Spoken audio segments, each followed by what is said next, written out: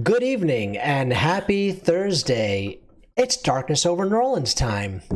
Thank you very much for joining us. We're very happy to have you as always. For those of you who are new to the stream, hey, welcome. You're about to see some vampire stuff. For those of you who have been here many times, hey, welcome. You're going to see some vampire stuff.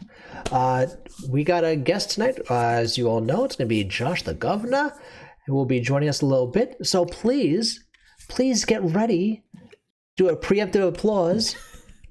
And we're going to get ourselves going with the introductions. Let's start with Thaddeus. Stop throwing it to me in the beginning. I'm never ready. Because I saw you weren't ready. I am ready. I have all of my dice. I figure I'm going to be using them all tonight. I just dropped them all on the floor. I'm once again not ready. Hi, I'm Thaddeus Atlas, your resident Tremere Aubrey Valentine. My pronouns are he, him. You can find me here every week on Thursdays, playing this wonderful game with our wonderful host and my wonderful co-collaborators who are also major problems. Love that. Robin. Hi everyone, I'm Robin the God, she, her. Tonight I'll be playing Ambrose Windsor. Zimitzi, sometimes Nosferatu. Depends on who he's in front of. Next. Killing it. Hi everybody, hey! There it is.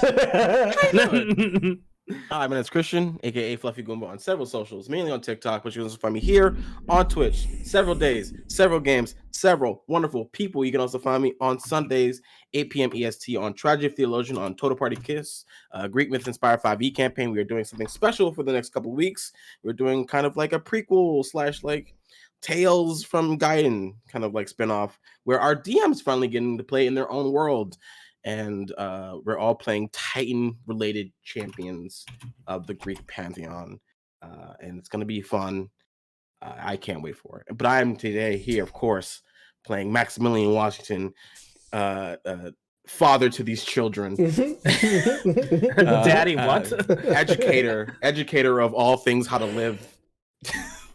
Both our pronouns are he, him, and I cannot wait to play. And my name is Dylan. I am your storyteller and partial NPC player. You can find me all across the interwebs. Roll for Dylan. My pronouns are he, they. So, without any further ado, let's sink our fangs into this week's episode of Darkness Over New Orleans. Higher.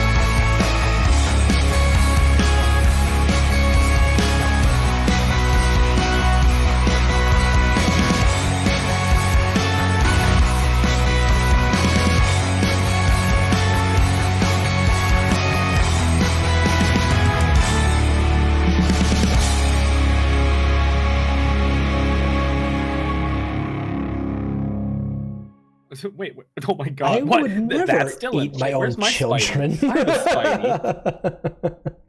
Anyways, when we last left off, Freaking bats. our party had a run-in with Victoria, a private investigator hired by... Oh, there's a spider. Hired by Aubrey Valentine to look for his mother, who had gone missing quite a while ago. But in the interim, after looking for her, Victoria was able to find her, going from between different homeless shelters and different places where people get found when where they shouldn't be found. Having taken her in and staying at a local Holiday Inn, she was trying to detox her, and get her back to a more level field so that she can be reintroduced to her son Aubrey. We also learned during this time that Aubrey cared nothing more in the world than for his mother and her love. Some deep conversations were had between our coterie about self-worth and importance, which we should all take a note from. Sure. Everyone involved. You actually only have value if your parents think that you do. Jesus Christ. Aubrey, that's terrible advice. The children obviously don't agree with that. No. Don't listen to that. We had then found out that Aubrey's mother was then taken right from underneath Victoria's nose by none other than the Harvester, who had what could only be described as a demon working for him. They had harmed Victoria to get Aubrey's mother, and they had dipped and brought her back to the Harvester's location in the cemetery. We found this out because Victoria planted a GPS locator on inside of Aubrey's mother's shoe. I'm gonna stop saying Aubrey's mother. Her name is Clementine, so we're just say Clementine. When you hear me say that, you know who I'm talking about now. Okay, good. It makes things easier for me to do. Just dropping the big reveal on them. Oh, the biggest. Clementine is the BBG. The secret of the story.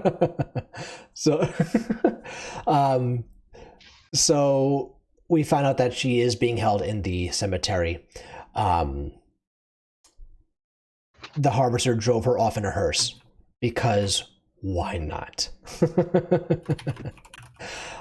With that, we were just finishing up in the hotel room after Aubrey had sent Victoria off. So we're going to pick up right from there. So players, the stage is yours. So are we driving? Or are we like in front of the cemetery? Like, I think you were not. You hadn't even left. Actually, no. That's right now. You hadn't left. Yeah, you hadn't left. You were still there at your new apartment. It's Kiernan's old apartment. Your new apartment. Yes. And we had decided that that Victoria stays here, safe, alive. Yes. Think of us. They've taken enough bumps for us for the night. And I think Max just looks at both of his coterie members, and he's just like, "We ready for this? I'm not sure what we might see. I don't know what this harvester has in store for us." The question is, are you ready to kinslay if we must? He took someone's mom. I don't care if you're a vampire, werewolf, nature itself. You don't do that to somebody. There are rules within this world. Specific rules. Do not break the masquerade. Kinslaying is only authorized if the prince allows it. Blood hunt or other. And you wish. I'm all right with it. Let me be very clear. I'm okay with it. I've done it before and I'll do it again. I have no problem with it. What do I have left to lose? But you are now in charge of the Gangrel Clan, your neighborhood. Don't make no mistake, Aubrey. I'm ready. But are you? There's nothing. I want more than to show her that I would do anything for her. If you think I'm going to let some creature stand between me and my mother's safety, I haven't made her importance nearly clear enough. All right, then let's kill this bitch.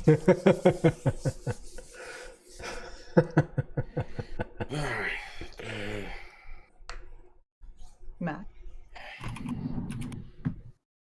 Do bring up a good point, but we don't know what our time frame is. We have to go now. We can't just go to the prince, then go here. No, we gotta go now. We are fixing to ride on this bitch. Yeah. God's sakes. He commands the intangible. There's no fighting that. Yeah. Unless you can summon ghosts and harness demons of your own. I cannot. You're using a lot of big words, and I'm going to pretend what they mean. Matter of fact, I can't do it. That's something not in my repertoire. Fine. Can he dodge bullets? You know what? I mean, well, I was thinking, you know how the Sombras command the Oblivion and they can do the shadowy thing? What if we got like Aquanet and a lighter and just, I don't know if it would work on a ghost. I've seen Home Alone, and that Macaulay Culkin messed up a lot of guys. Did you just say you want to like Home Alone torch him, yes. a ghost? I freaking love that. I love that. Like, so you're saying we'd have Aquanet and a lighter? So you say if we did it, there's a chance it would work. I love it because here's what I'm envisioning: vampires who are deathly afraid of fire are going to arm themselves with an aerosol can and a big lighter against a ghost. We just have to close our eyes. I'm going to close my eyes. Exactly. I won't look directly into the flame. Do you have any other ideas? Because I'm not a priest and I can't exorcise anyone. That's an option? I know a priest. You know a priest? What do you mean you know a priest? Yeah, you don't know everyone I know. I have other friends. Wow. Ouch. Ouch. No one as amazing as you, and obviously you're closer to my heart than any man who claims a god, but As I should be. I do have other friends. All right. Well, I don't know if aerosol and flame will work, but I put in my 2 cents. None of us have the new prince's number or any of that like that. You ain't got I mean, nothing for that. I've seen ghosts. I've encountered them, but it was more like a game. We were inside of this asylum, and there was like games, and the ghosts were there. Anyways, it was frightening and traumatizing. But they didn't try to kill me. Sort of. Let's save my mother. Yes, let's go. My understanding is that there are ghosts also now involved in her captivity. Yep, maybe. We don't know. Maybe. And I have not even seen the new Exorcist movie. I wouldn't know how to begin. Is there no one? I think that they There's a are new one. There's re-releasing. CGI and she's on the wall. This is wow. I'm a purist. I'm an original. Come on, Hollywood. right. Think of something different. Let's go. Yes. First of all, can I just like armor up real quick? Can I just like do a little something? Oh, underneath do Wait a minute. little something. Yes, just do a little something. Can I do a little something? I think he's trying to say that in a flirtatious manner, so you have the permission to do so. No, yes, sir. How dare you call it a little something? I'll have you know. The gun is not a compensation. Sure, the gun. Wait a minute, what are you talking about? My mother needs our help, and you're here being crass. I can't. Let's go. What's the thing you want to do, Ambrose? I mean, well, there's vital organs, so I'd like to like take one of my ribs, and I don't know.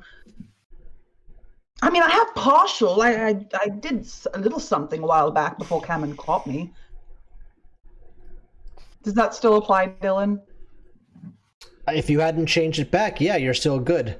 Sure, it's under my latex. Under the Cinnabite. This might fit. Just All know right. that you Fine, are. I'm good. I have my shit together. It's fine. Just know that you are going to be leaving the safety of this apartment to go into public, to get to the car, to drive around. Mm-hmm. People can see you. No. Just a heads up. Look at all those warning flags, just like one after the other. Look, I'll do it in the trunk. Just. I've never heard of doing it in a trunk, but surely I'm sure you can find a way. It's fine. Jesus. To the car. All To the right. trunk. To my battle wagon. Oh my god, that's what the car's name is now. It's weathered like one. It's All right. weathered like a Timor. Are you Taking guys, the tank, Are aren't you we? guys taking Max's car, or are you taking Kiernan's old car? No, you drive a beast to war. So We're taking I will the ask beast. again. Are we taking? We're gonna take my car. Oh, this is bullshit. Specifically because I know my car. Oh, but I'm And sorry. if- Nothing's gonna give out before we leave. But listen here, the Explorer has a sunroof. It's not supposed to. It's just more of a hole. But I could be firing from it. It's a turret now. Again, And it smells Again. like pennies. I don't want to go in there. I'm gonna fix that car. I'm gonna fix that car when we have free time. But in the meantime, if we have It's to get perfect away the way it fast, is. if we have to get away fast, I'm gonna trust my car to do the job. A well-oiled machine that it is. Push it. Exactly. It's driven away from monsters. Like Yeah, it has. It's proved its well. Exactly. It's proved itself. We're at Max's place, right? No, Mhm. you're at Kiernan's. Yes. Okay. No, because we met. Her, Excuse me. her Yes, at- you met Victoria at Victoria. Mad Max's. I apologize. Yes, thank you. Max, I know you have this. Listen to me carefully. I know you have a cat here. So that said, I know you have a spray bottle. Might I have it? You're at Max's gym. But I she's have a got spray feeling I'm bottles, about though. to get Yeah, in sprayed the gym, with I'm a sure there'll be spray bottle. bottles, actually. You want me to get you a spray bottle? Yes, and then we stop by a church. I fill it up with holy water, and I spritz the fuck out of that demon. What about a fog machine? Just walks off. Come on, you two. Jesus Christ. Don't ask questions. I need a spray bottle. I'm serious. On our way back to the car, we're discussing the efficacy of how much water a pope could bless versus a normal priest. Mm. Like a pope could probably bless like a whole ocean. Is it the humidifier conversation? It's like just put holy water in a humidifier and let loose. Why is it that there aren't many of our kind in Africa? Is it because of all the blessed rains? It's the. Less talking, more spritzing. I need the bottle. He'll give you a bottle. Excellent. You have another one? I'd like to go in guns blazing. You can have as many bottles as you want. Give me this. I'll have two. Excellent. Let's go by a church. I feel like you're under-equipped as Aubrey looks at his actual gun.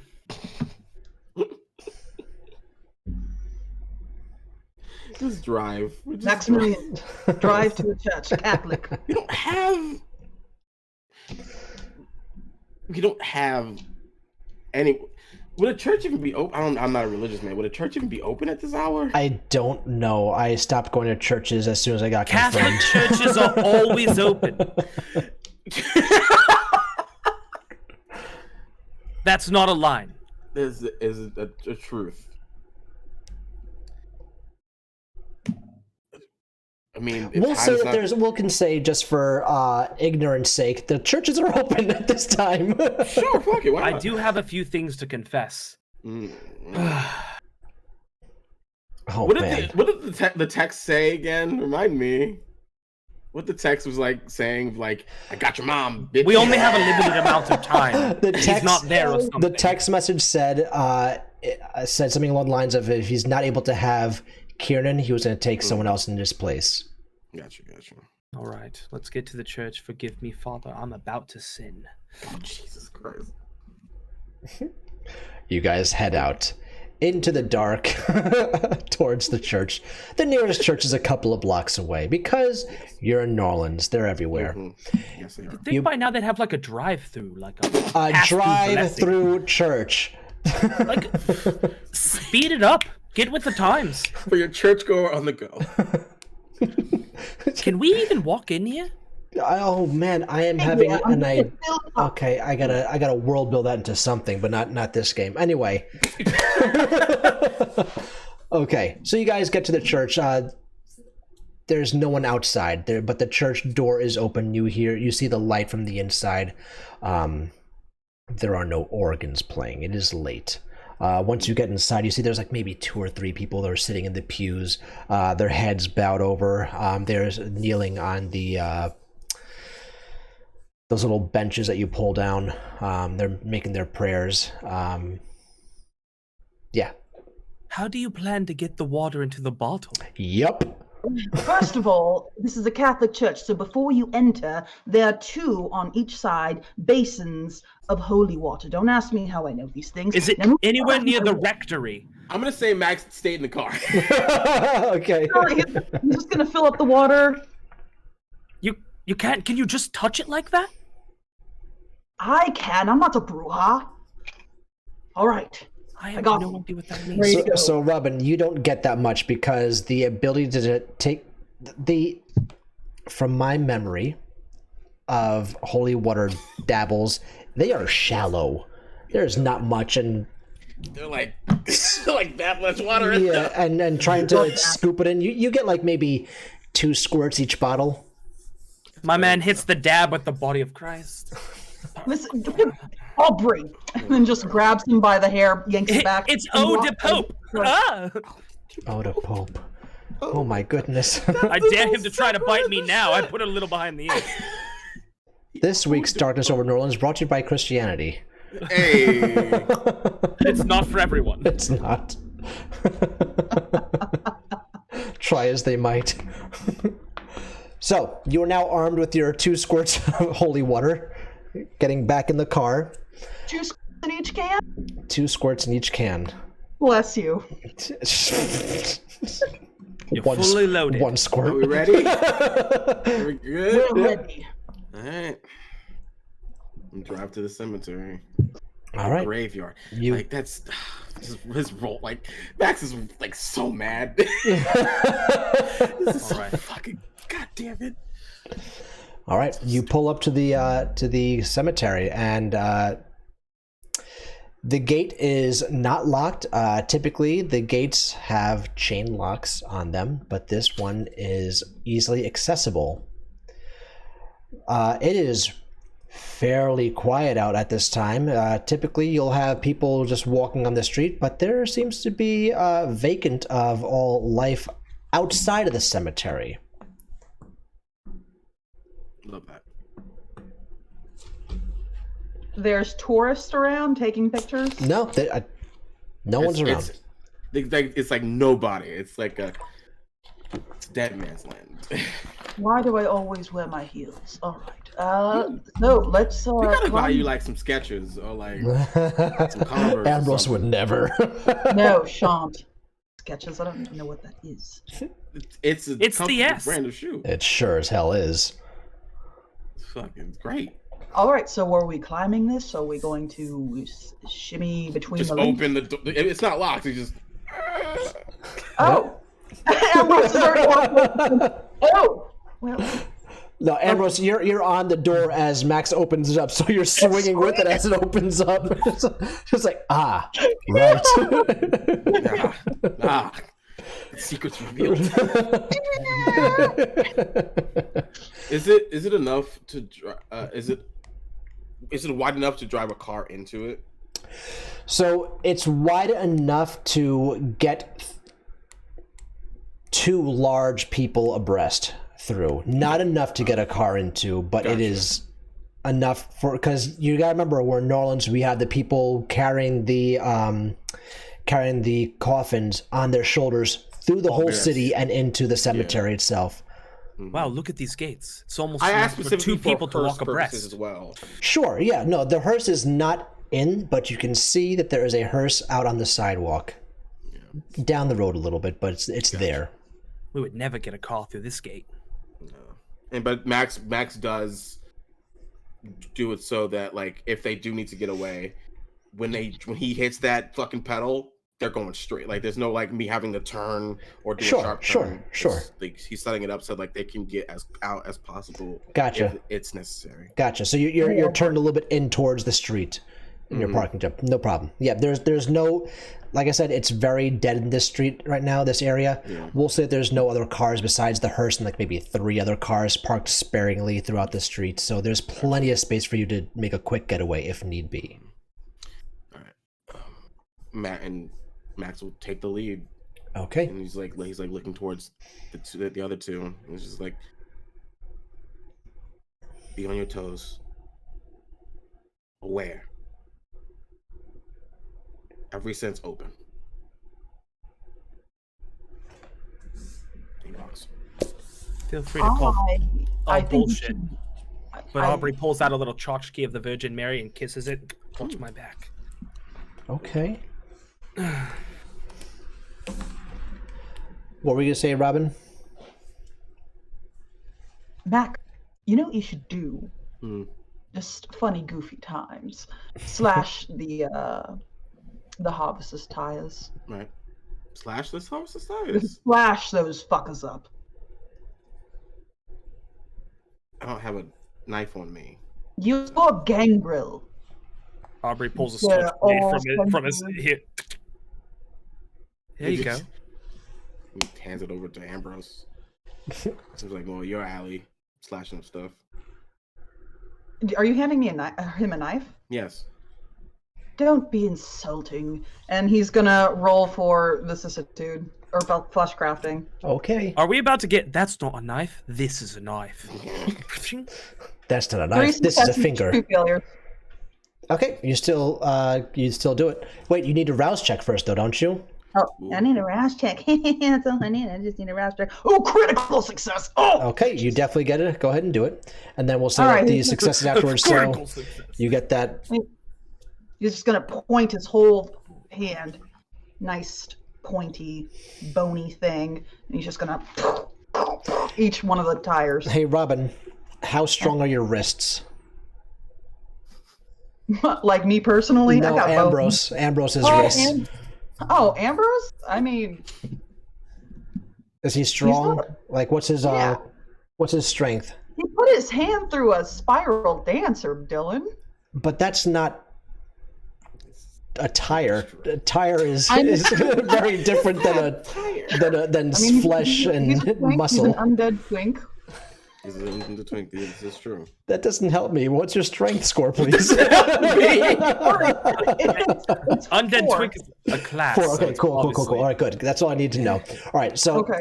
you're able to do this without real resistance, because if it was lower than 3, you probably would have had some big boo-boos. But yeah, because popping a tire is not the easiest thing, and doing it with your hands, even though they are flesh melted into little blades, that would have required your strength level.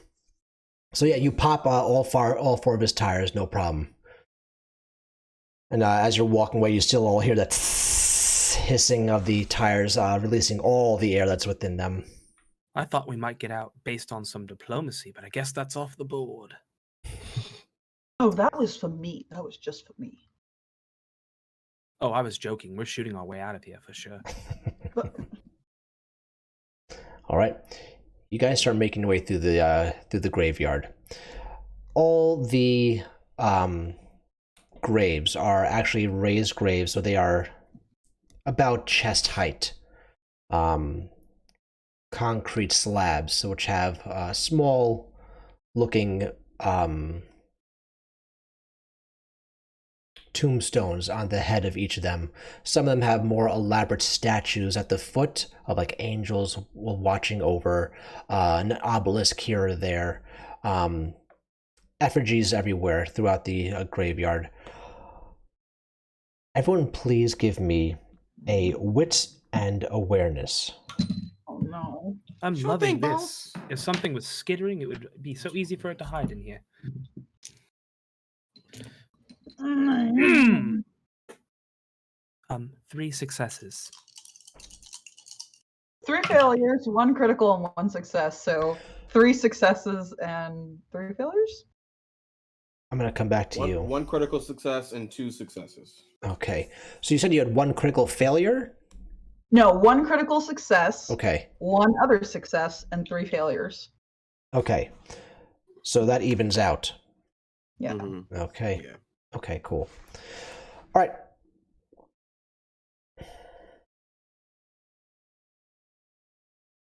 Here's how this happens. Aubrey, as you're walking through, actually, can I get the lineup for everybody? I know that Max is in front. Where are you standing, Aubrey? I'm watching his back, looking backwards rather than forwards. Okay, Ambrose, are you at the back end? All the way to the back. Okay, cool. All right. Rolling along. Click, click, click with my heels. Speaking of, that is the only sound that the 3 of you hear within the cemetery and the surrounding area. It is very quiet. Even though you're in the heart of the city, pretty much, the city life seems to be vacant of the city. You cannot hear cars going by. You cannot hear the bars that are close by. You can't hear people having their revelries. The only sound you do hear, like I said, is Ambrose's high heels clacking through. Terrifying. Every once in a while, you'll hear a gentle breeze coming past you. Aubrey, with your successes, you see, almost out of the corners of your eyes every once in a while, a light bluish glow of something that looks like it's peeking from behind a tombstone or one of these statues or one of the obelisks. But when you turn to face it, it's not there. Thaddeus hates that. Aubrey's not feeling great about it either. You're noticing all the... Maybe it's just me, but... Fuck this place, am I right? Max, as he says that, you're picking up on it as well. But for you, it's not at that height. You're seeing it more down at the hip height. You're seeing things poking around, like creeping themselves around the full raised grave and then slowly dipping back. At a slow enough pace for you to actually notice them and see. And what you're seeing is just the visage of what could be a body, an arm, a hand, a head, as it peers at you and just slowly tucks back into the shadows. Max has just been counting how many he's been seeing as they've been walking. Just keeping score. And as Aubrey makes that comment, he's just like, just keep as best an eye as you can. Stay calm. So far, you've seen 7. Oh Lord, Christian hates that. Max, Something about Max's Aubrey hates every minute of this, but the calmness in Max's voice is enough to keep Aubrey calm. Yeah. And now that you've said the number, Max is like if you're looking down at his hands, Max is counting with his hands. And he's like openly like going. Gotcha. Yeah. Watching. Yeah. And then just making sure that he keeps count. Of course. All right, cool. Robin, what's Ambrose doing after he hears his code members saying this? And he notices the 2 of them actively scanning the area for things that you're unaware of. I can't see anything. Correct? You're not aware of it? Can't sense anything. Not aware of anything. His voice is low. He looks around, but it isn't obvious that he is like trying to look over his shoulder. His demeanor does change when he hears them talking about figures, because he remembers his time at the asylum. So with that in mind, he walks a little bit closer. Clack, clack, clack, clack, clack. Do you see anything? I can't be certain of what I'm seeing, but Out of the corner of my eye, it's constantly something skittering. Excellent. Just Perfect. great. Just don't acknowledge them. Pretend like you can't see them. Don't put your attention towards them. Sometimes they don't know that they're dead. Just allow them to be. I hate that. And Ambrose's voice is a little wavery. Keep walking. As you guys continue making your way down, this cemetery it's a good sized cemetery, enough to contain a lot of people, not enough to get lost, but something tells you that you should be turning at the next grave. And that something is a single candle placed in the very center of the aisles. This is worse than that first session we had where we went to a fucking dark ass bayou. I don't usually take advice from candles, but something's telling me. This candle knows what's up. That's a sentient candle right there. You've heard of scented candles. This is a sentient candle. Man. Video game logic. New tattoo. The sentient candle. He knows the way. It does. Tell me your secrets, candle.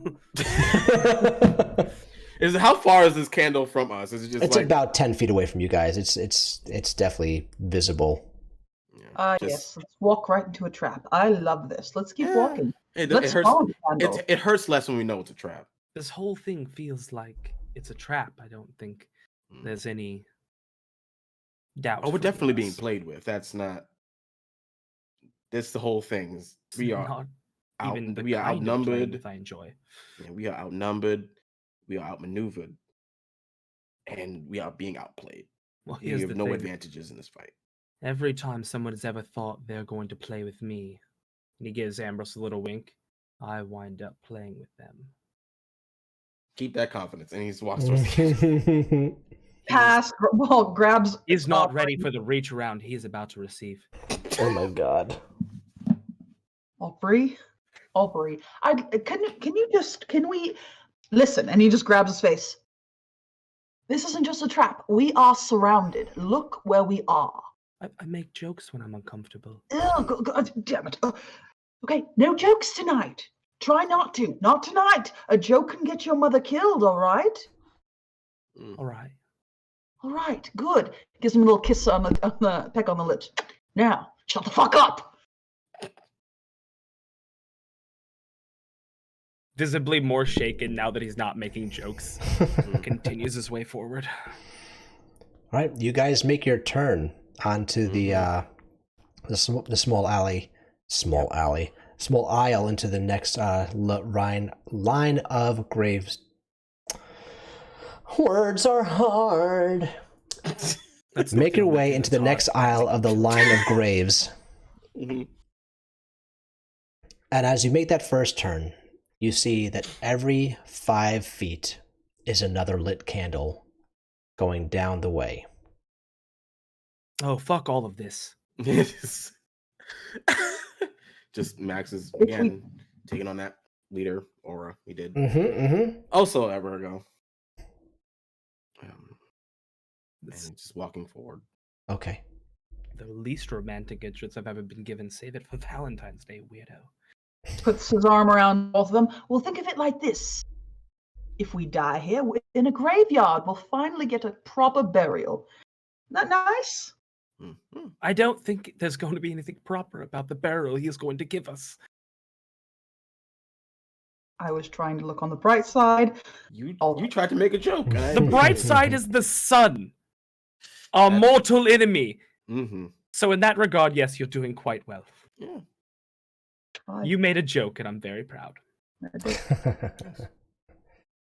All right. You guys start heading down the way, and you make your way over through several different rows Oh, good. Love that. And you stop at a mausoleum with the name Montesquieu etched in the stonework. The door to the mausoleum itself is cracked open, and you can see flickering candlelight from the inside. Very faintly, you hear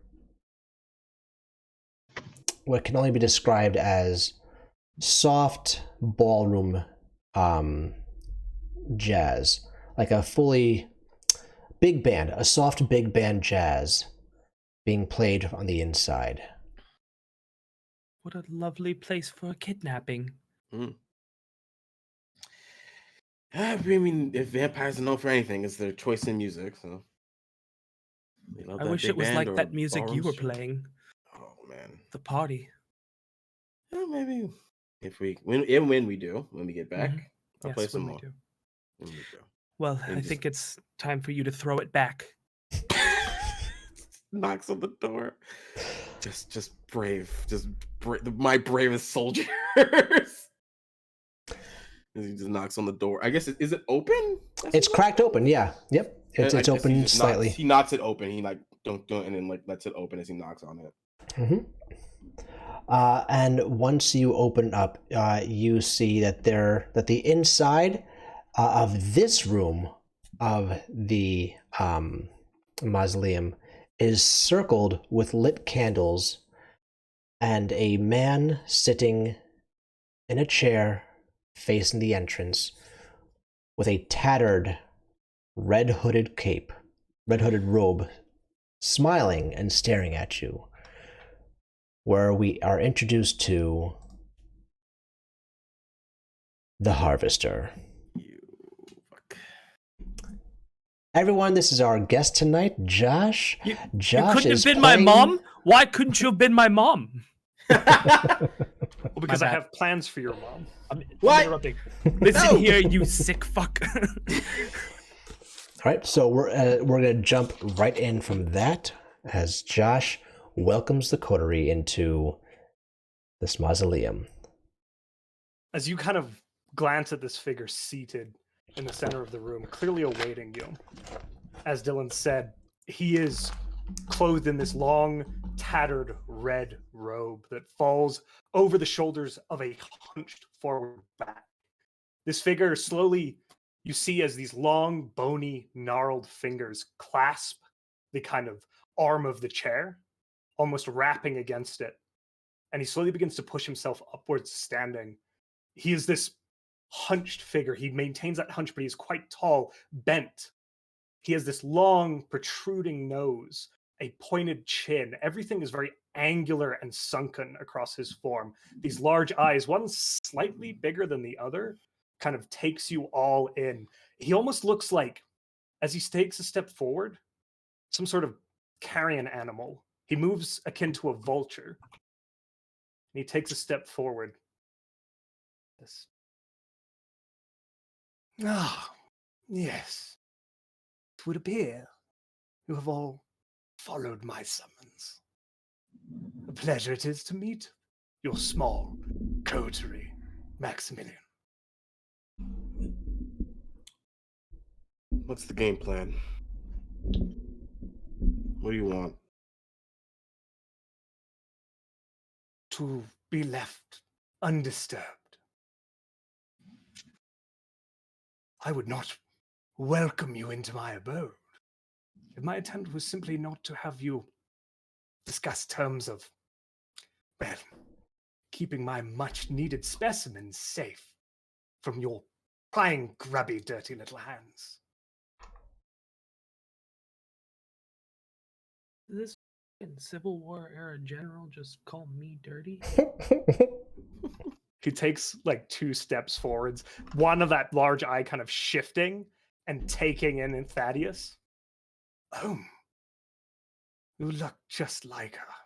A striking image, young man. I'm not sure if that's a compliment or not. I'm not sure if you should step any closer, Harvester. Of course. Of course. And he kind of spreads these arms, and they are long. It's like a wingspan, the robe unfurling with the arms as he does. These long, gnarly, pointed fingers, almost like feathers at the tips of wings. You have... Of course. I would not deign make you feel uncomfortable. I hope you have the consumption to match that disgusting attire. I'm certainly only uncomfortable because I'm having to stand here waiting for you to return my mother. Ah, so you do wish to retrieve her? I wouldn't be here for any other reason. It is a shame. She is the perfect specimen, you know. I agree, she's perfect. I spent so much time following your friend, but he got better. And he kind of raises those fingers and they shift and curl. I needed Love a it. replacement. And Well, what we better can't than have her.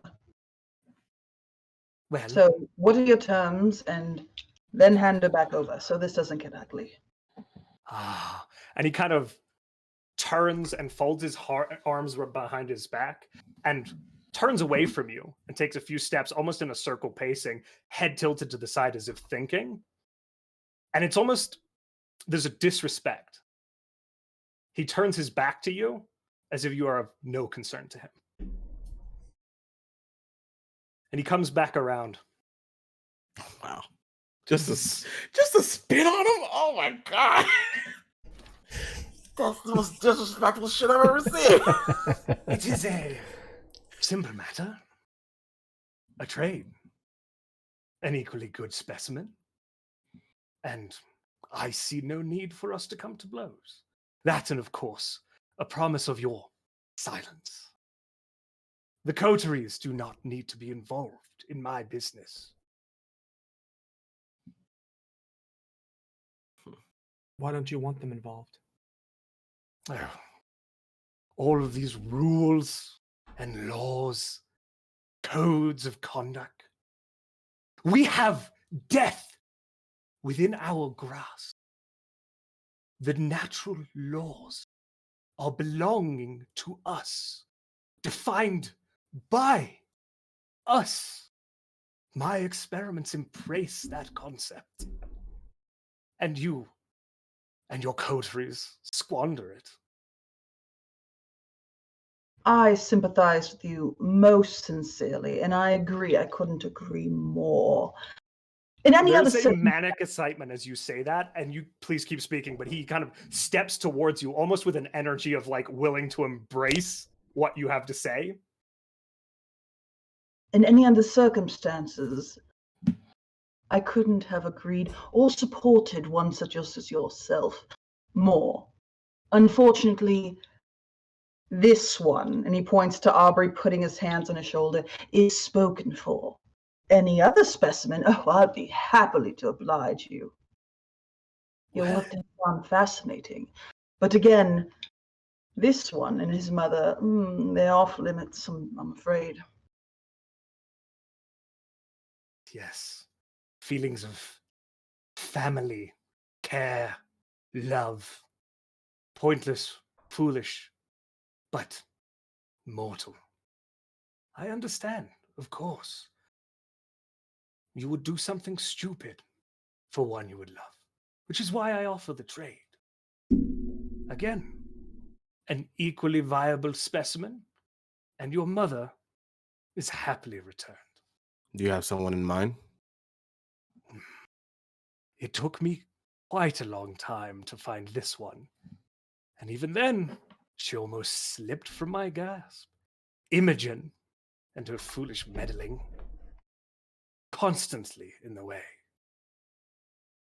So no, which is why I turn to you. Find me someone, near death, but not there. Sedated, easily leveraged for my experiments. You don't can want go a on there. challenge? Hmm? Easily leveraged for your experiments. Of course. You I care wouldn't little for the squabbles and silliness. I simply want to practice my craft, my art, want- my So you science. want something alive? Of course. That's a shame. We need proof of life. Jacques! Jacques! He kind of calls out into the mausoleum, his voice echoing. Oh, for fuck's sake. From the other side of the room, you finally see that there is another door entering to a second room. As the door slowly opens, in the darkness, you see a very familiar, wide grin. Tall, slender, purple-suited man steps slowly into the space to join you all. His steel-tipped toes on his shoes clacking and echoing in the small space. And he simply looks over at the harvester and goes, "Yes, my master." Side trading little. Time out! Oh shit! Oh shit! Oh fuck! That damn! Oh man! Betrayal. Oh, I think. Jack, Damn. if you would be so kind, would you bring a piece of Aubrey's mother over? Just a I piece? don't like the way you said peace. Careful now. Oh, something that indicates she still breathes. You have to understand that that's not the only thing we're concerned with.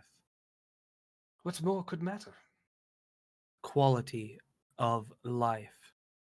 Oh, she is quite well cared for. You will be expected to return her in a condition better than you found her.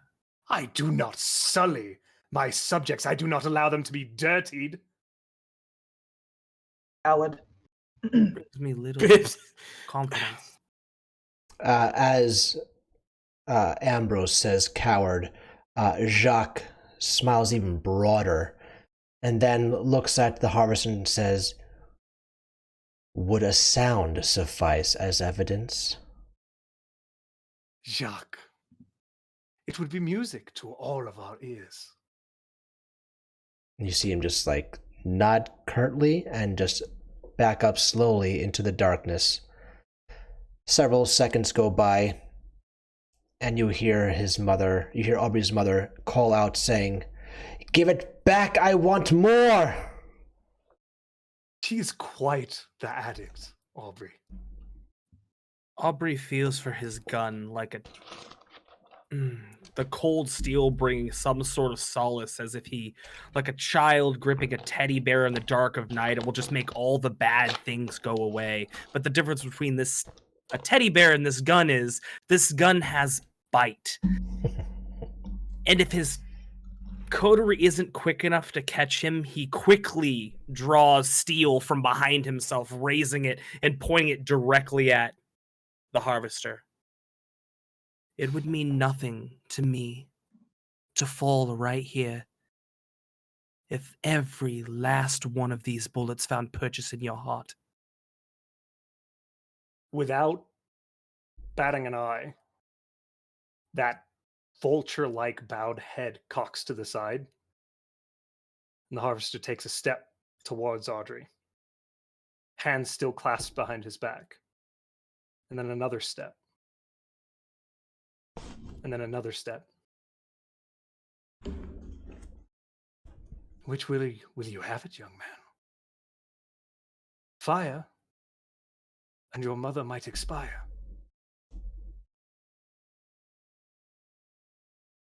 You picked a very careful shield. I am not a stupid man. You're a very stupid man, but a clever one. Well, do we have a deal? You know she lives? Slowly lowering the high caliber, heavy weighted revolver, slumps to his side. You watch as he licks his lips. People in glass houses, Mr. Harvester. We have a deal. Hand kind of unfurls outwards, offering almost a sort of shake. Ambrose grabs Aubrey just for a moment and pulls him back just for a moment. You're only requesting the living for this living. Not Aubrey. Or Max. Or anyone else.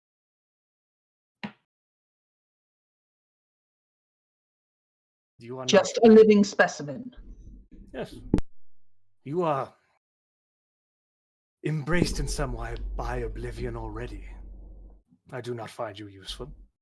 I have spent plenty of time experimenting on our kind. And he glances over at Jack as he steps back into the room. Oh, holy hell. He lets go of Aubrey. Max.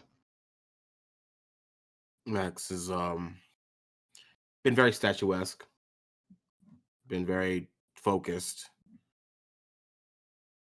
Shocked to see Jock. Jock, how does Jock look in comparison to when we last saw him? His face is the same. He doesn't have his glasses on, though. What you see are hollow red eyes. He is elongated. His hands that were exposed kind of seemed formless, as if they weren't there, but there at the same time. But he looks very, very similar to what you used to seeing him as.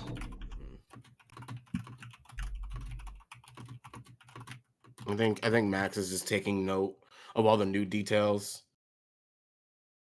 trying to just let all the information wash over him properly. Mm-hmm. And he's just like, how long do we have? You watch as some calculations go off in his head. And there are a few moments where he pauses as if taking in his own tendency to get enthusiastic in his job.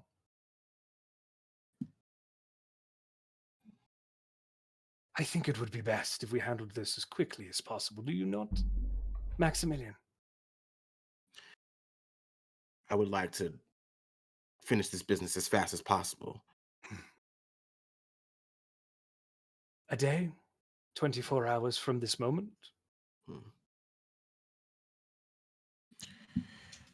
He looks over to Ambrose and Aubrey. I may have. Go ahead. Can we do that? Of course we can. I think I may have something. Tell me, Aubrey, what does your mother look like? What color's the hair? Moonbeams on a beautiful night. Yellow hair like yours? Exactly so. Well then, I have exactly what you're looking for.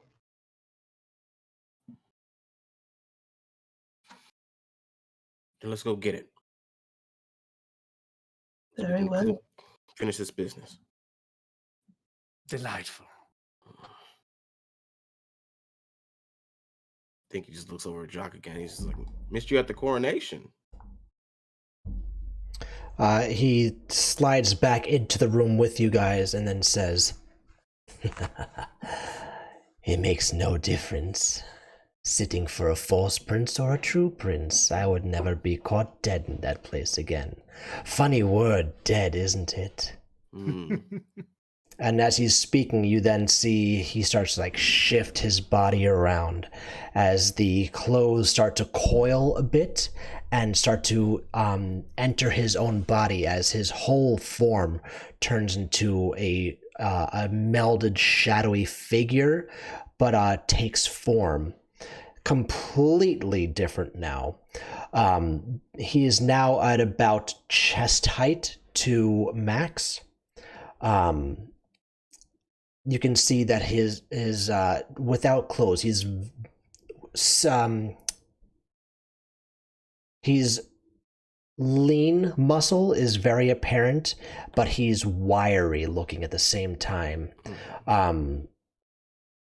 He has no definition of a face besides the two glowing eyes. It is almost like a complete skinned over face, but you can hear him speaking to you. And he says to all three of you, "It's quite lovely seeing you all again and the part that you played. Yes. It was all according to our plan." I enjoy the word caught. Remind me, Dylan. The prince is looking for, or the prince is looking for our dear Shadow Man. Correct? You're looking for Jacques. Yep. Absolutely. Yeah. Playing the long game. Interesting. As I said before,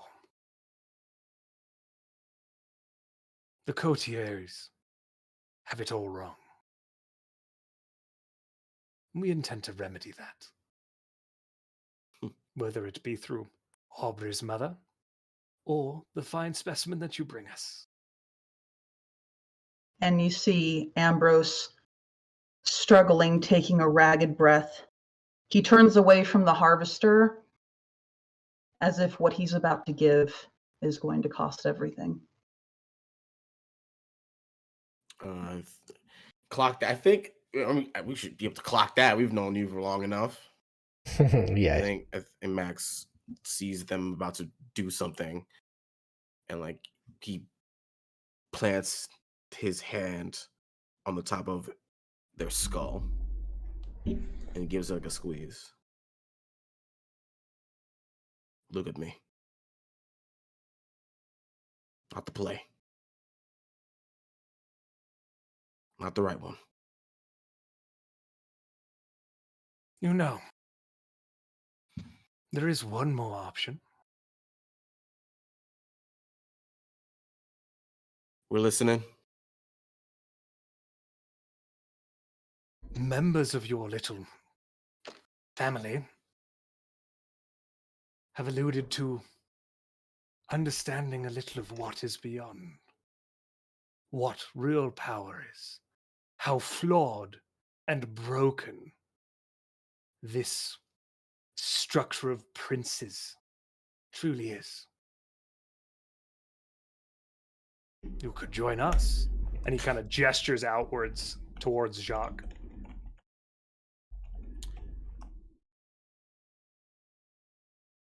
I'm good. No, I'm good. I'm okay with not joining Team Shadow Evil. I'm fine with that. Kind of takes a step towards Maximilian with the hand on the head. Oh, come now.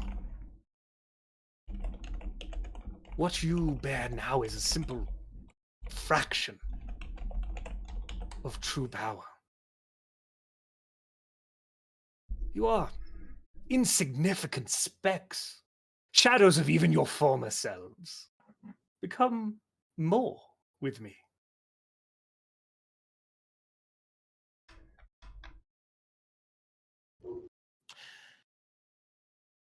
I mean, I learned I was a speck of insignificance when I watched Carl Sagan, but this is again, this whole thing is fucked up. You kidnap people and experiment on them. Fucked up. Save them from themselves, from the cruel people around them. No one. Imogen had your mother in a filthy Holiday Inn. Victoria. Oh, Victoria, I'm so sorry. No I worries, took no worries, away no exactly worries. what was supposed to be taken away. Yeah, right. Not a single person in this room is insignificant. Least of all these two. Definitely not my mother. And you're going to find out just how insignificant we are. 24 hours, right? We'll get what you're looking for. And hopefully sooner. You'll get what you deserve. He kind of glances over at Robin. I'm sorry, remind me your character's name. I'm an idiot. Ambrose. Ambrose. I wanted to say Audrey. I'm stupid. He kind of glances at Ambrose, that one big eye, watching. Ambrose, as the harvester is talking about his experimentations and a different path, Ambrose is turning and he just takes off his glasses, staring at him. He has his interest. And you see him kind of then sweep forward towards Ambrose, cocking his head to the side. You get it, no? I see potential. I understand more than you think, and I sympathize. Path of metamorphosis. Sabatok. Or is it Anarch? Sometimes I can't tell. But in any other circumstance,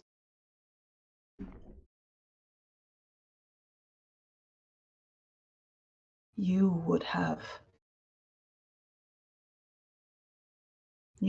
me.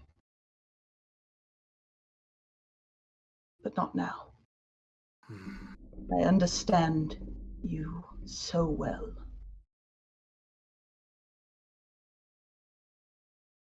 Do not limit yourself. What is it they have given you truly? Hope. Hope. Hope of what? Continuing to live in squalor as silly little beings fight for power? So I could this show is you how about- to reach beyond life. As if I need someone like you to teach me that. I am on my own path. And I have my own projects. You'll get what you want, and then you'll leave us alone.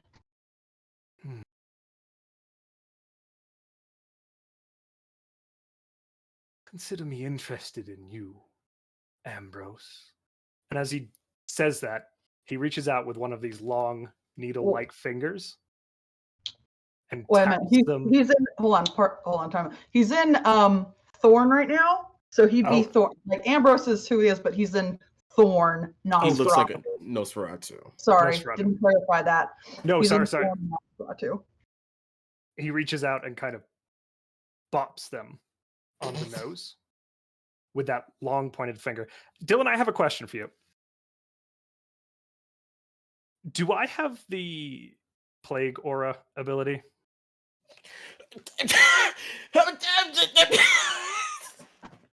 I would like to attempt to use that to infect Ambrose. I can't believe this. What a fucking move. What a cheeky bitch. Keep those gnarly little fucking dare you. claws to yourself. You fuck. I believe, let me pull it up. Hold on 1 second. It is the level 4 necrotic plague. That is page 207. No. Yeah, 207. No, 206. I'm sorry. What the fuck kind of shit is this? Josh, what are we doing here, man? What's up, bud? Josh, what's up? I love what's this. happening? What's happening, Josh? I love what's happening here. No, I love everything about it. Josh, I'm helping Ambrose come closer to oblivion. I'm trying to do the opposite. You are doing a lot of hard work. You're doing a season and a half's worth of work here. You fuck.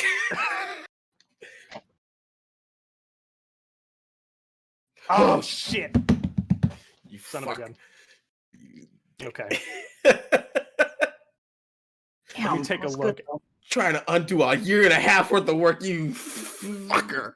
It's all the mortals, isn't it? It's feeding. Yeah. Okay. He is so seduced right now. He's saying all the hot words. Oh, however, No, I'm fucked. Thorn is extremely seduced. Like the more he talks, the more he's like inching closer. He's like, yeah, I get it. Oh no, we can't allow. I'm looking. What page is that, boss? Okay. Do it. Over. Okay. Yeah. Later on. I'm so mad right now.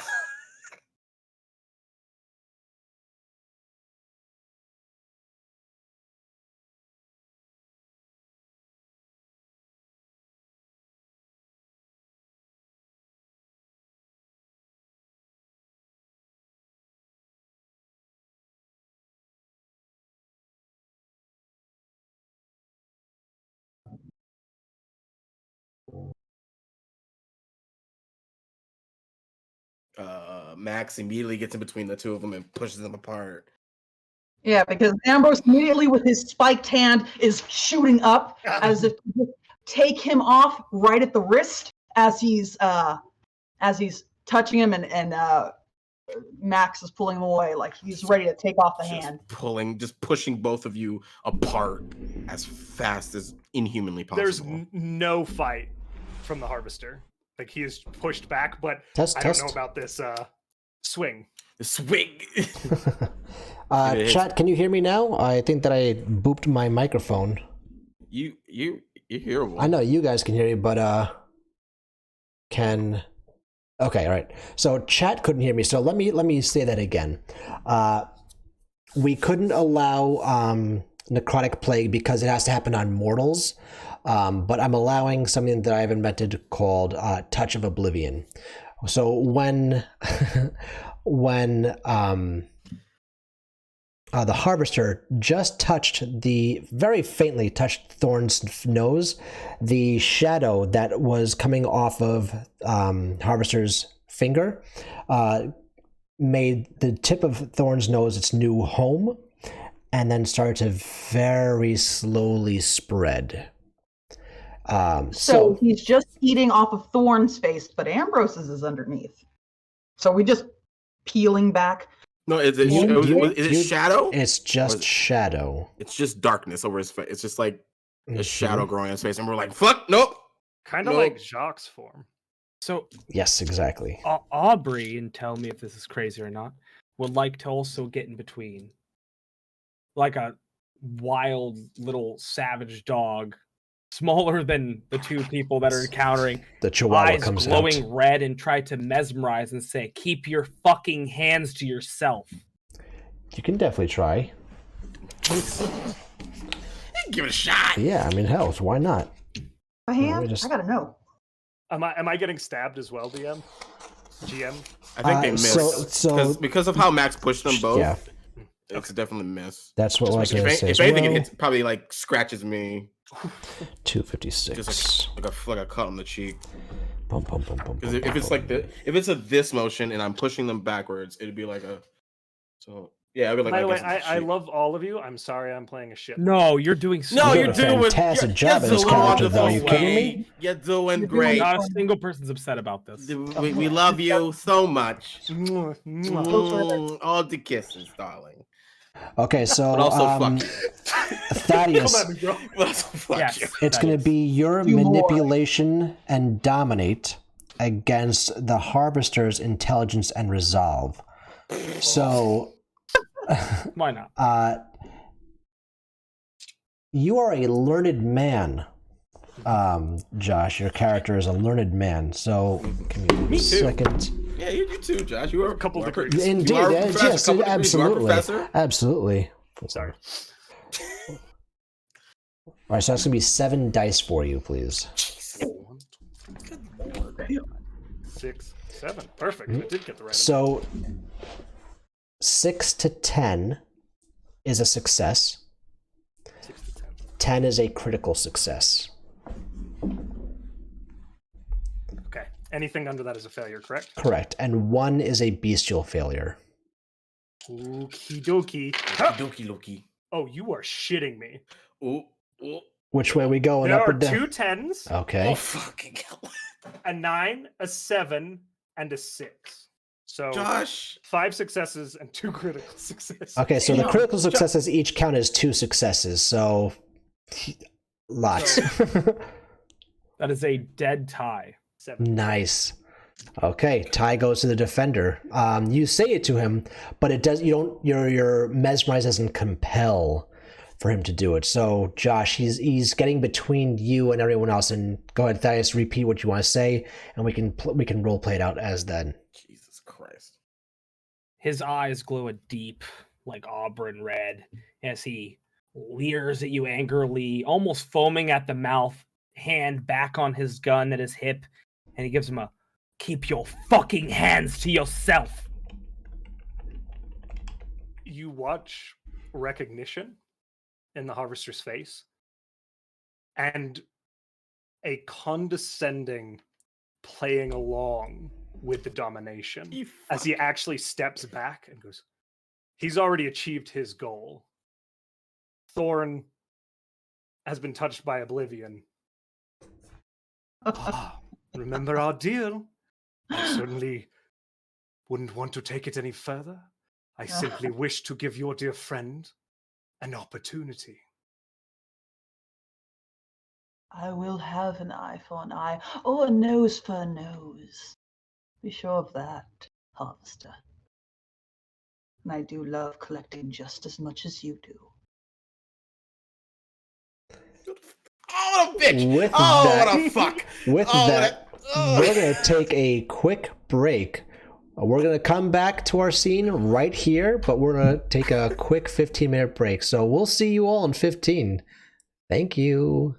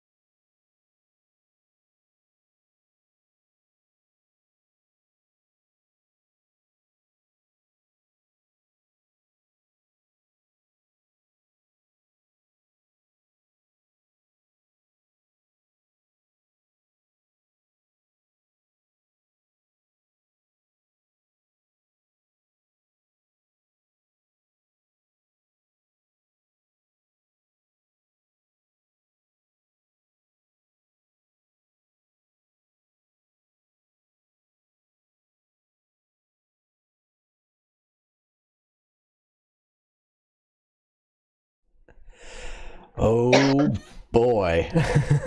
All right. Well, hey, it's us. We're back. If you're just joining us, thank you. Welcome to the Darkness Over New Orleans Thursday night episode. This is our guest, Josh the Governor, who is playing the Harvester. These are our friends. They are vampires, and we love everyone here at the table. So, players, let's jump right back into it. The stage is yours. And this is just like as we've pushed and threatened and done all that jazz. We'll get you what you need. 24 hours. No need to touch anybody. Wiggle fingers. Use darkness as a weapon. None of it. Not necessary. And I'd appreciate you if you stop whispering sweet nothings into my friend. Points over to Thorn. The eye kind of swivels around and then the head follows. There's a wry smile, and then the face the look turns back to Max. And there's kind of this squint, scrutinizing. You understand that if you were to betray me, this would not end well for Mother Dearest. And you understand if you do anything to her, I will have nothing left but to burn everything you love to the ground. As long as we're understanding each other. Of course. Everybody's got their finger on the button. Holds up the holy water.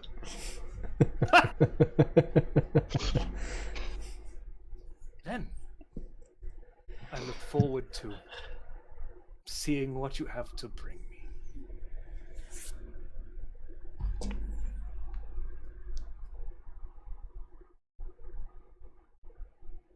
First immediately turns and storms out of the mausoleum. Click, click, click, click. Aubrey lingers at the door for a moment, sizes up the Harvester one last time, and then turns to leave. Max makes sure he's the last one to leave, as he's just again still looking at these two supervillains, revel in the fact that they're supervillains. As silence falls across the mausoleum, lets kind of a minute or two pass, glances at Jacques, and nods. Jacques gives you, from his true form, where a mouth would be, you can see it tighten up where a smile should go. Then melds into the shadows that are flickering with the candlelight and slowly exits the mausoleum after everyone. But he fucking does. You fuck. There's no way that slippery fuck isn't following. Oh no. I'm sure of it. I'm sure if not him and Jacques, or maybe even some of Jacques' little minions. He may have found the key to my soft spots, but he revealed where his soft spots are too. And I can't wait to show him I have some hard spots for him. Oh. Wow. Man. Just checking off those boxes. Just checking.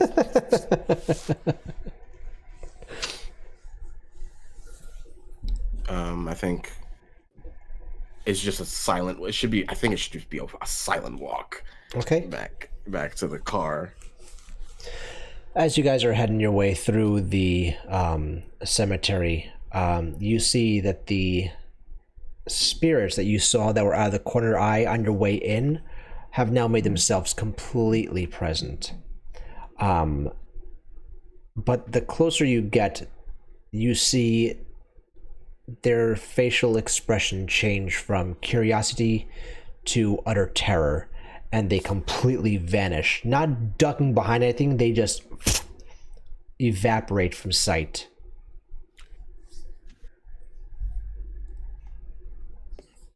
How is that more unnerving than them actually just staring at us?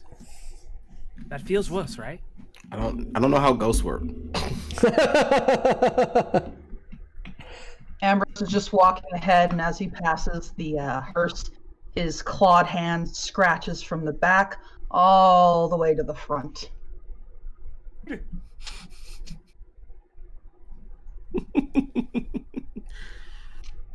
Yeah, fuck your house.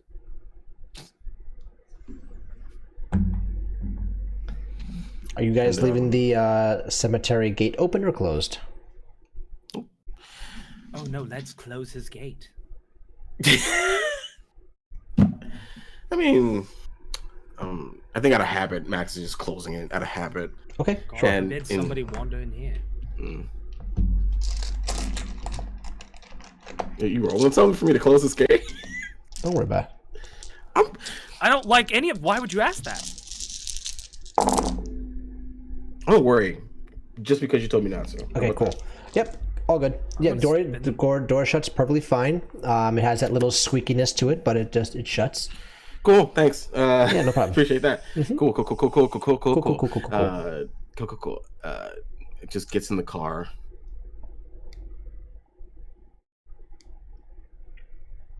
So Why don't you drive to my house real quick? we're not going to give anyone to that creepy fuck, are we? We don't know. We don't know who or what is following us. You sure you want me to drive there? Oh, I would very much like anything of his to come into my house. I haven't fed it in about a day or so, so I'd like to see him try. I asked this specifically because we don't know how powerful he is. Have people gotten past your defenses before? I think he might control ghosts. He controls the dead. My house isn't dead. And he controls the dark.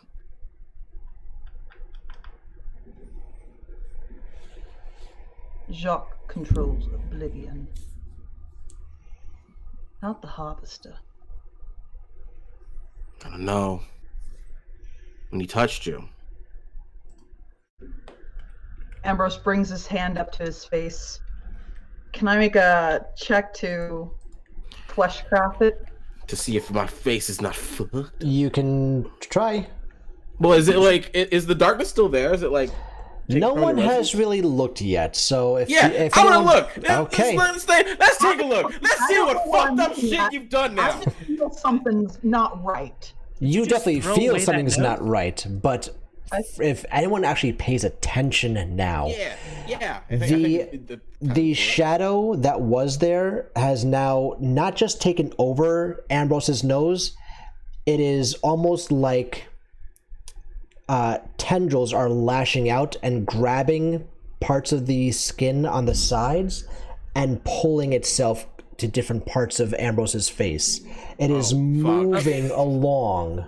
What the fuck is this shit? So, trigger warning, because I got a success. Trigger warning. I'm not across, but trigger warning for everybody. For Don't panic. Gore gonna go on. There is something on your face. Yes, thank you, Aubrey. No, Trigger warning. Trigger fucking warning. pulls it to let you see what it is. Interesting. And he grabs his hand, the spiked one, and grabs the side of his face right back here, latching his fingers underneath, and just starts pulling and ripping his skin, like the thorn face off. And you can see the tendons pulling and snapping, and the cartilage pulling with it. The eyes, the lips, the nose, the eyelids, the eyebrows are pulling. I would say we're doing this as we're driving. Yeah, So not in front of this yeah. fucking graveyard. Okay. You fuck. Until you see like Ambrose's face underneath. God damn it. And he's looking at the thorn face. Is it still, do I have any blackness still on Ambrose? No. On Thorn, yes. You can see it crawling and trying to bridge that broken skin patch as one part of it starts to slowly elongate itself and try and bring the mask of Thorn back together. What the fuck? Oh, put it outside. It moves like a symbiote. I hate it. It's like hate it. Yes. Like no. How about, don't. Open the glove compartment, please. Just open the glove compartment. I bet you wish you brought the battle tank now. Fuck you. This would be right at home in there. Oh, Max is so mad. Max is like increase the car this value. is like I think this is the first time you actually seen Max a little mad as he screams "fuck you" as he opens the fucking compartment. I'm pretty sure that this is how Transformers started. He fucking shoves it in there and slams it closed. Autobots in disguise. Fuck. All right. God. And he opens his bag and starts rifling through all the faces. Fuck, what am I going to do? I don't have another thorn face ready. That's Have one fine. that's like a sea captain? The fish sticks guy.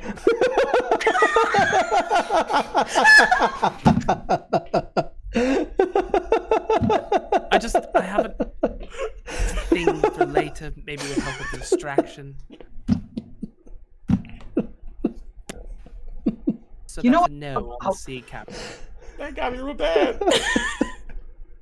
I'll just craft one at the house, and he sinks all the way to where, like, he slides down the seat until his knees are up, and he's just all the way down there. Okay. All right. Where are you guys heading to? Heading to my gym. All right. Okay. Ambrose, you're concealed the whole time. Can Ambrose and Aubrey please give me a wits and awareness, please? Wits and awareness. Because Max, you're driving. You're focusing on. I'm trying to. I make us live. I want to focus on not Critical dying success, here. regular success, failure. Say again, please. Critical success, regular success, failure. Thank you. 2 failures, 1 critical, and 2 One critical regular what? successes. So 1 critical success, Okay. and 2 success. So 4. 4 Okay. successes, All 2 right. failures.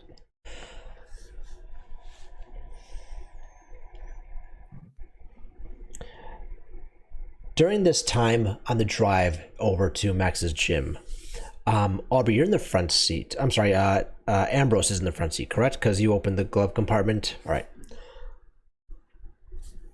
I'm writing, bitch. You see from the keyhole to the glove compartment. Oh my god. That darkness trickle out Oh my god. and just like little droplets splatter on the floor behind you, beneath you, and it just starts to slither like a snake through the darkness of the shadows of the car, and it goes missing from your view. Max, I think you have to sell the car. Aubrey, you're gonna have able to burn see, this car. You're able to see it dripping, but you don't see that it's slithering or anything. So you're able to see it coming out of the keyhole, but you don't get the whole view or anything that Ambrose is, as it's almost landing in his lap, just between his open legs, and then just slithers into the darkest parts of the car and just cannot be seen at this point. Mac, I do hate to be the bearer of bad news, but Don't just what? Venom has escaped, and it's somewhere in your car. Oh, you fucking. Oh, we should- Listen. Hey, look, you have your face back though. I How far are we? / close are we to? You're just a Every few minutes mushroom away pad from has a silver your lining. gym now. You're not far at I all. imagine as it dripped between his legs, all of a sudden it was just like splits. Like, you go out the window and one on the window shield. Just trying to make sure you don't crash. Yeah. And Are then you giving birth? This is when he clicks on the overhead light that your parents say you shouldn't because it's illegal for some reason. Is it illegal? No, it's not. It's never not, been. but my grandmother got pulled over. Is it illegal? Jake got pulled over for real. Grandma got pulled over by a reindeer. Yeah, Grandma got pulled over when I was writing notes in her car when we were much younger. That's a story for another time, though. Wow, it's super not illegal. Super, you're allowed. It's your goddamn car. But apparently, it's fucking fuck them. So he clicks that on immediately, to give them both better lighting to look, as he does not want to crash this car. Look, he doesn't want to just pull it over to pull over, and then that'll spell disaster. I think you Also, just have Obliv Venom is badass. Venom, I love that.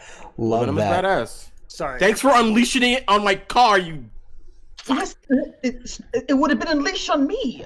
Pardon. I'm not blaming Listen, you. why don't we just take it to a nice junkyard, burn it, and I'll buy you a new one, Daddy?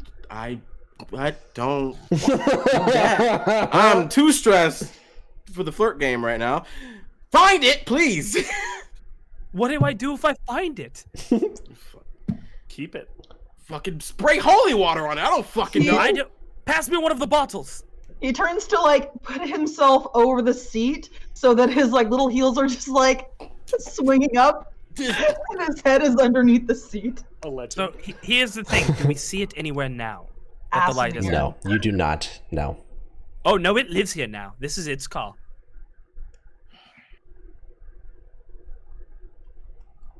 I'm so sorry, Max, he says from underneath the seat. It's just gone. There's no trail of it. There's no trail.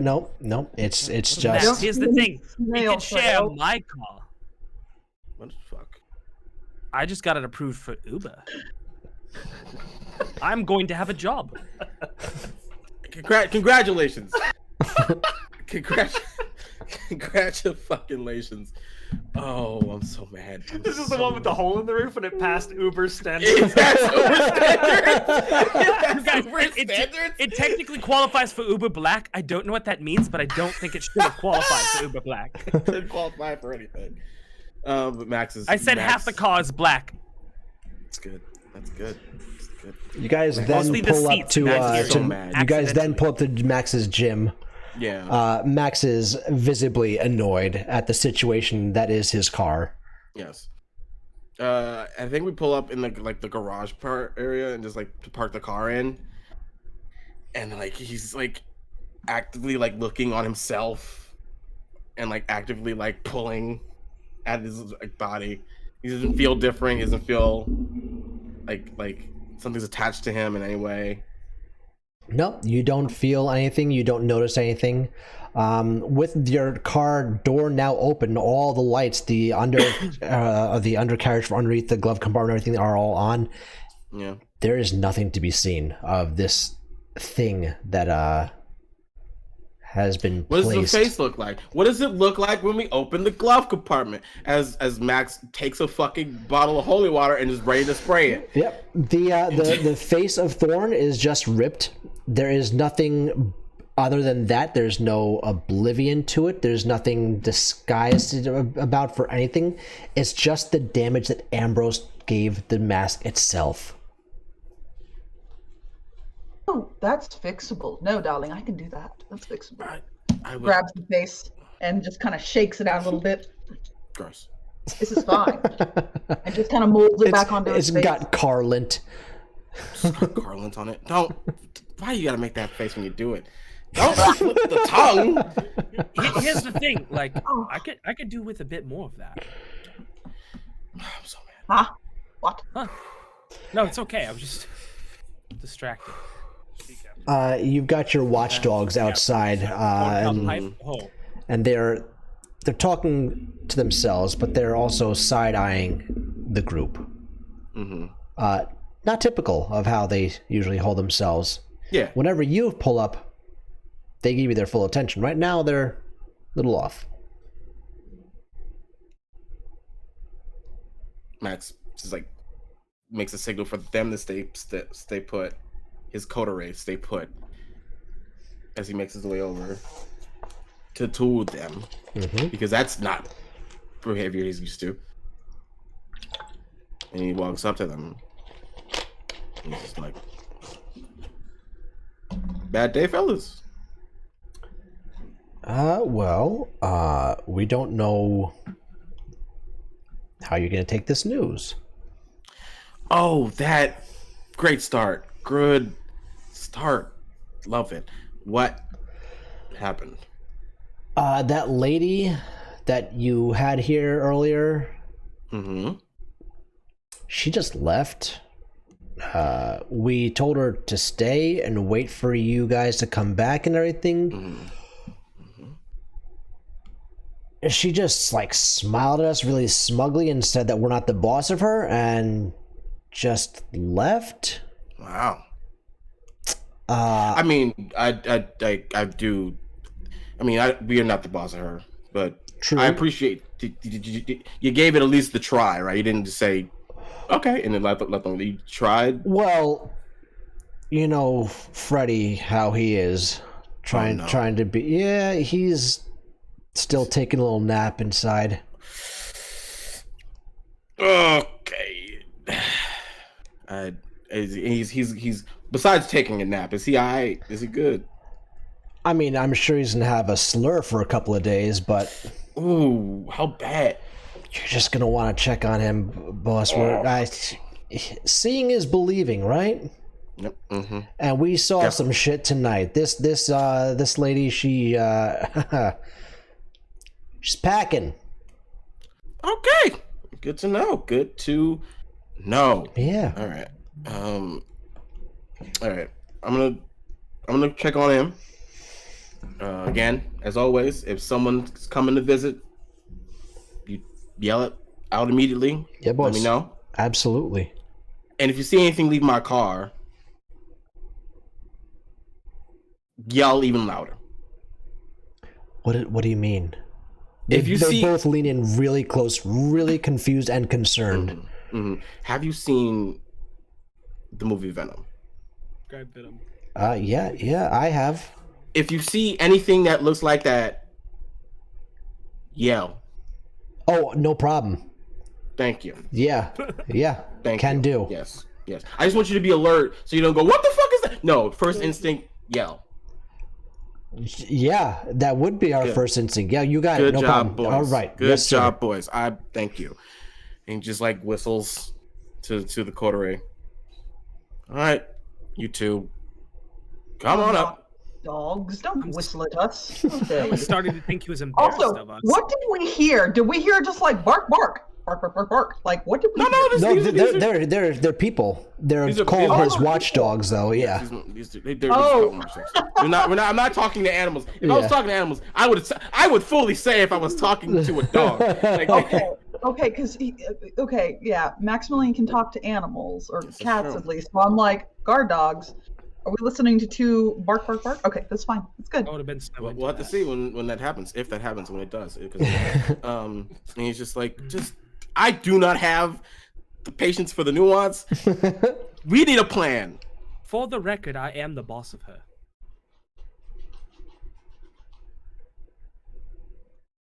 You are.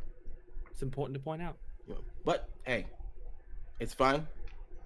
She probably investigating some shit for you. It's what her job is, right? True.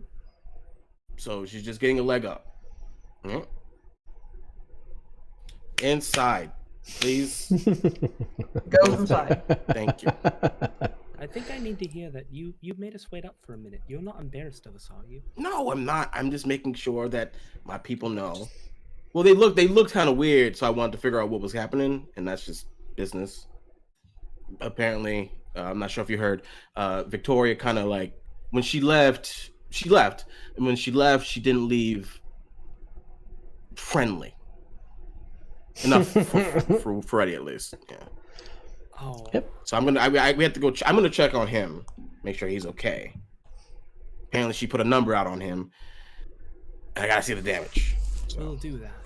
So I'm gonna go do that. You guys head up to the office, please. Absolutely. And if you feel any tingles, Thorn, scream. I don't know. It's the command of the day. Scream. It's Thorn, the word of the I'll day. check you, and you check me for venoms. Why don't you just look ahead of me, It's like sweet checking for a tick. Check for Exactly. venoms quick. It's exactly checking for a tick. You're like looking around for like that bulbous. You're like, there it is. Yep. All right. I like the idea of Max walking in on them. Max, you walk into your gym and you see the rest of your gang. They are not. You don't have a gang. The rest of your guys are practicing, working out, doing their drills and whatnot. And on one of the benches, sprawled out with 2 large ice packs, is Freddy. The ice packs are on his face. Just. Yep. Fuck. Poor bud. Poor buddy. Oh, he tries. Oh, he tries, and I love him for it. And Max is just gonna just wave those 2 to head up to the office as they're like checking each other for ticks. For symbiotic ticks off the dark variety. That's a phrase today. Yeah. Oblivioids. Yeah. And Max is just gonna head over to Freddy. Mm-hmm. 2, damn, that's 2. That woo. You good? He removes the ice packs from his face, and he's got 2 huge shiners, a split across the bridge of his nose, and you see that his lip is split on both the bottom and the top, and it is just all swollen. His face is about 2 sizes too big. And Max is usually the calm type, but when he sees that, he's just like,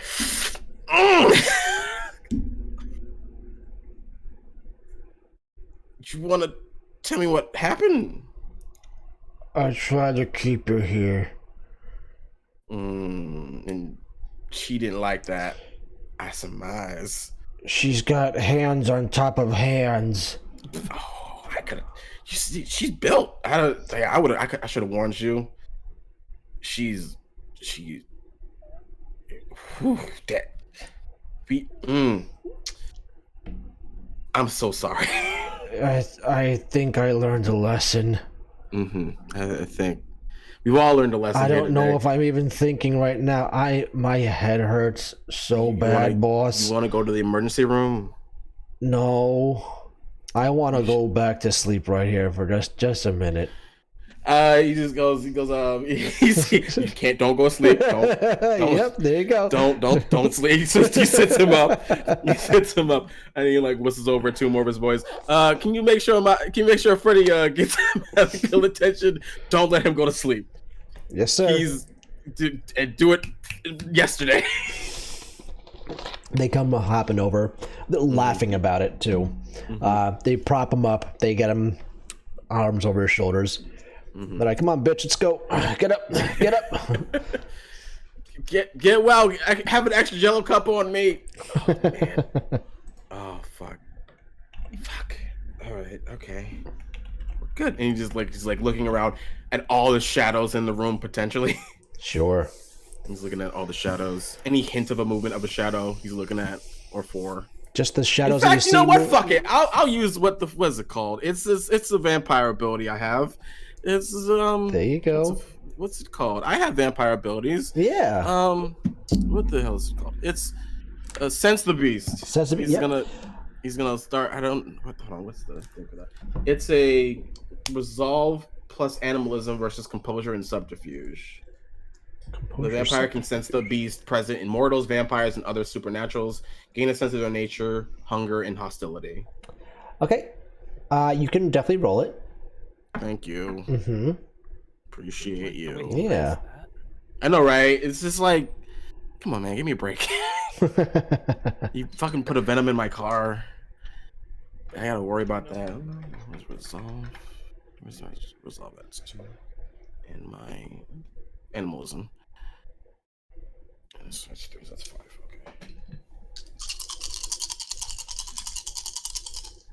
Okay. Love that sound.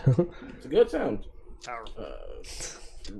3 critical successes and 2 normal successes. Beautiful.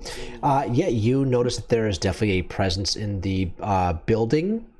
You're not sure if it's the other 2 Coterie members, or if it's because you're already on edge right now as it is. Mm-hmm. Yeah. So you know that there is a presence. You're not sure who it belongs to, or if it's an additional presence, but there's definitely the presence of the beast here in the gym. In the gym. In the gym. Well, Toby squat. And he just Good like, move, though. yeah, thanks. And he just makes his way to the office after handling that. Sure. Paw. Yeah, you get up to your office, closing the door behind you, and your coterie members are there checking for ticks. Mm. Who knew a boop of a snoot could cause so much chaos?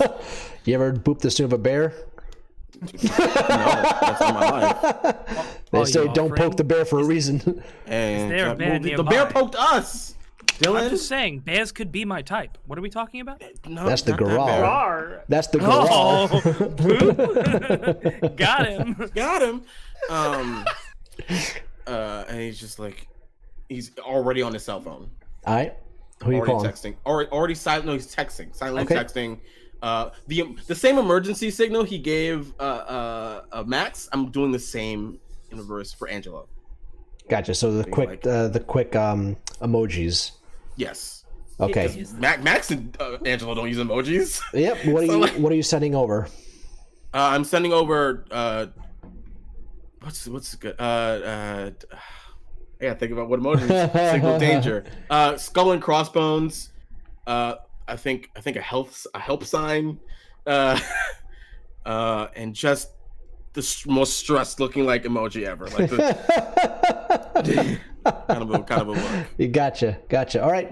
Yeah. It gets read a few moments later, and then almost immediately you get a phone call from Angelo. Mm-hmm. Maybe you should stick to text. I don't think Venom can read text. I think he's gonna answer. He's gonna answer the phone. Mm-hmm. Just like, can't talk on phone.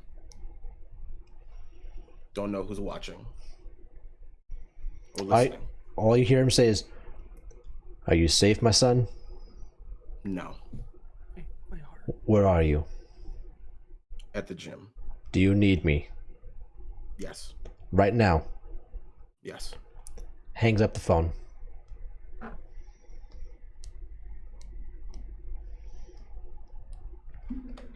So the harvester says not to betray him. Mm-hmm. You I'm not betraying him. require the sheriff. Yeah.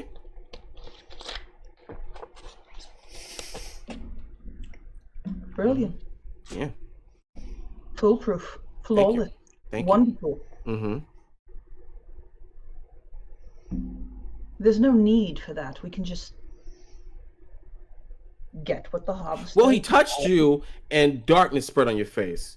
Darling, he touched you. So we don't know if Your it's beautiful face. yeah, and it's still stuck on you, maybe, or on one of us, or in my car, or in this gym. I don't know. We are outgunned.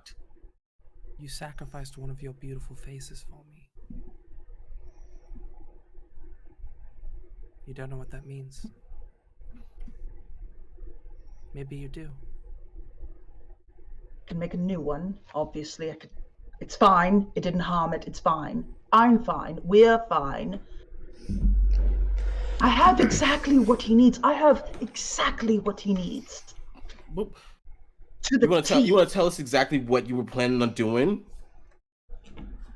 Should we A move that is quite elaborate and dangerous. He requires someone who looks like Aubrey's mother. Aubrey's mother and mine share similar traits.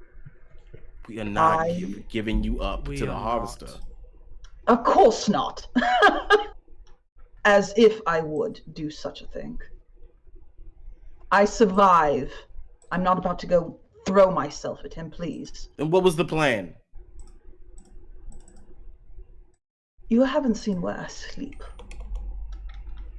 Some of us like to sleep in the ground, some of us in coffins, some of us in a nice room with velvet covering the windows, blackout curtains, whatever. I'm a Zamitsi, and I have my hoard. Peculiar things that I collect, just like him.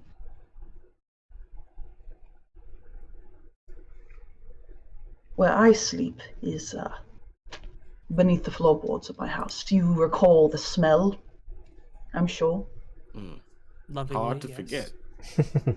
It wasn't rotten, was it? It was Sweet. human sweat. Alive. And he turns to Aubrey. We all have different ways of coping, of losing the ones we love. I can't be with my mother, obviously. We must detach ourselves from mortal things, people we love. But I sleep beneath the floorboards of my house, and beneath the floorboards of my house, everywhere you walk, is a beating heart, a human. But where I sleep in particular, well, I do miss my mother holding me, after all. What boy wouldn't? So I've, over the years, found individuals who look like her. Beautiful blonde hair. I treat them well. I have IV bags attached to them. They get all the nourishment they need. And at night, I find comfort in sleeping between them. So I have more than enough. I can spare one or two for his experimentations. Damn it, Josh.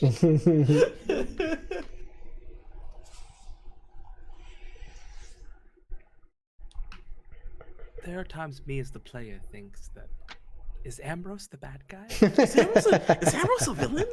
But then there's the part of me that's Aubrey that's like, they just love their mother. Man, Ambrose, we gotta work together, bud. It's the Stockholm syndrome, you know? Don't look at me like that. I'm not like him. I love those that I have within my house. Also I not like love him. them. You would give up your mother for me. They are all my mother, in a sense, yes? To think They that you mean would give something up to me. I piece of love them. I'm not like him. I love him. I love them. Why would you say you're not like him? Of course you're not like him. These are not experiments. These are labors of love.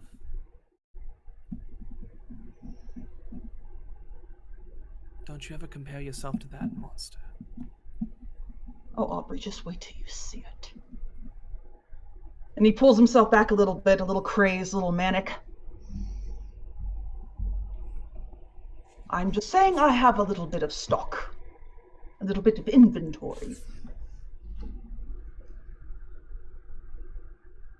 It wasn't something I was going to reveal to you. It's my private, these are my private things. It's fair. Well, if you can part with one of them. We'll bring a couple. We'll put them in the trunk gently. They're perfectly healthy.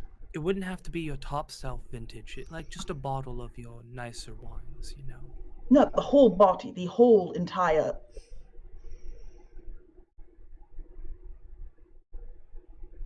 That was my idea, all right? That was my idea. What will Aisha think if we don't tell them? They're looking for Jacques, and we've seen him. And your mother will die, possibly you, if we reveal their plans.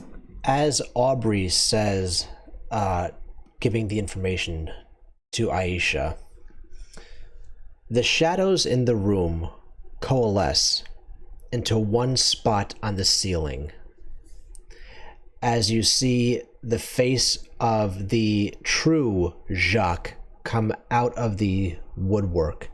Venom, is that you? And then smiles with that faceless grin and says, "So that's it.